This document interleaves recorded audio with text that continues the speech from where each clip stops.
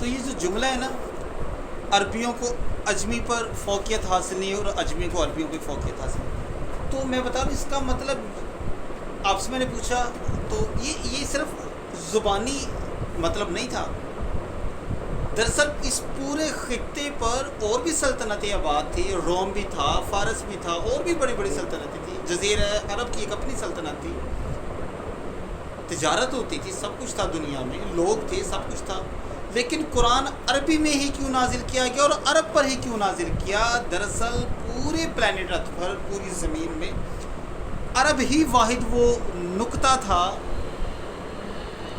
وہ جگہ تھی، وہ پوائنٹ تھا جہاں پر جو زندگی تھی اب رہنے کے قابل نہیں رہی تھی.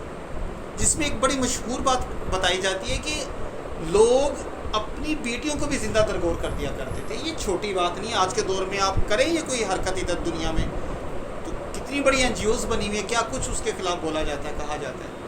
سوشل میڈیا ہے، سب کچھ فوراً باتیں پہنچ جاتی ہیں. یعنی دنیا بالکل خاتمے کے دہانے پر تھی. چھوٹے کو بڑے کا احترام نہیں، عورتوں سے بدتمیزی، یتیموں کے حقوق نہیں تھے، غلاموں کے نہیں تھے، بلکہ غلام تو اس خطے میں، اس علاقے میں زیادہ تھی غلامی. جنگیں ہو رہی ہیں، باپ دادوں کے زمانے کے مسائل ہیں، اولاد میں نسلیں بھگت رہی ہیں. یعنی کہ بس کوئی لمحہ تھا کہ ان کو دھکا لگتا اور وہ ایک گہرے کنویں میں گرتے اور اللہ کو عذاب نازل کر کے ختم کر دیتا. بس اینڈ چل رہا تھا. تو اللہ نے پھر اس خطے پر، چونکہ باقی دنیا میں بھی برائیاں تھیں لیکن اس حصے میں زیادہ تھا مسئلہ، تو اللہ نے اپنا نبی بھیجا. چونکہ وہ عربی لوگ تھے اس لیے قرآن بھی عربی میں نازل ہوا تاکہ ان کو سمجھ آسانی سے آئے. چائنیز میں نہیں نازل کیا، بہت سارے لوگوں کا اعتراض ہوتا ہے. سنسکرت یا اس وقت کی جو زبانیں تھیں ان میں نازل نہیں کیا. اسی لیے نازل کیا تاکہ انہیں ان کی یہ مادری زبان آسانی سے سمجھ آئے. اور قرآن میں بہت سارے ایسے الفاظ ہیں، بہت سارے ایسے نشانیاں ہیں، علماء بتاتے ہیں، جو اس وقت جو عرب کے لوگ تھے اپنی شاعری میں استعمال کرتے تھے. عرب زیادہ بول چال والی زبان کو کہا جاتا ہے. عربی خود کو بہت زیادہ پراؤڈ فیل کرتے تھے کہ ہم، چونکہ وہ ایک ایک لفظ سے یا ایک ایک لیٹر سے کتنی بڑی بڑی نظمیں بنا لیا کرتے تھے، تو انہیں غرور تھا اپنی اس چیز کے اوپر کہ جناب ہم بہت زیادہ علم والے لوگ ہیں.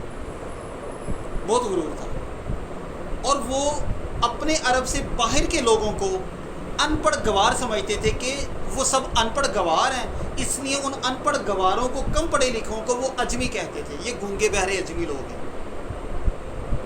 اب پتہ چلا میرے نبی نے خطبہ حجۃ الوداع میں اس لیے کہا کسی عربی کو کسی اجمی پر اور کسی اجمی کو کسی عربی پر، یعنی کسی عرب کو غیر عرب پر اور کسی غیر عرب کو کسی عربی پر کوئی فوقیت حاصل نہیں، صرف تقویٰ کے علاوہ. تو ایک تو یہ آپ کا کانسیپٹ کلیئر ہونا چاہیے. ٹھیک ہو گیا. تو عربی اجمی کی بات سمجھ آئی. اب ہم بات کر رہے تھے سورہ کوثر ہم نے پڑھی. میں آپ کو بتانا چاہ رہا تھا کہ وہ عرب کے لوگ اپنے آپ میں نا بہت زیادہ پڑھاکو بنتے تھے. وہ سمجھتے تھے ہمارے جیسا کوئی پڑھاکو بندہ ہے ہی نہیں ہے، ہم جیسا کوئی عقل، اور تھے بھی واقعی. ان کی ذہانت بہت زیادہ تھی، ان کی ایلیکوینسی، بلوغت بہت زیادہ حد تک، ان کی جو وزڈم تھا، عقل، بہت تیز تھے. وہ لوگ بہت زیادہ یعنی کہ وہ چیزوں کو سمجھتے تھے. لیکن برائیاں بھی اتنی ہی تھیں، مسائل بھی اتنے ہی تھے. تو ایک دن وہ اکٹھا کر لیا گیا لوگوں کو اور کہا کہ یہ جو قرآن ہے کوئی خاص کتاب نہیں ہے، یہ ہمارے ہی جملوں والی الفاظ ہیں. جو یہ شخص کہتا ہے جی میں اللہ کا نبی ہوں اور یہ اللہ کی طرف سے مجھ پر وحی آتی ہے، تو ہم تو اس طرح کی کتنی تحریریں بنا دیں گے. تو مقابلہ ایک رکھا گیا اور عرب کا اس وقت کا جو سب سے زیادہ شخص تھا، جو شعر و شاعری میں بہت زیادہ کمال تھا، ٹھیک ہے، وہ چنا گیا. اور مسلمانوں نے اس چیلنج کو قبول کیا.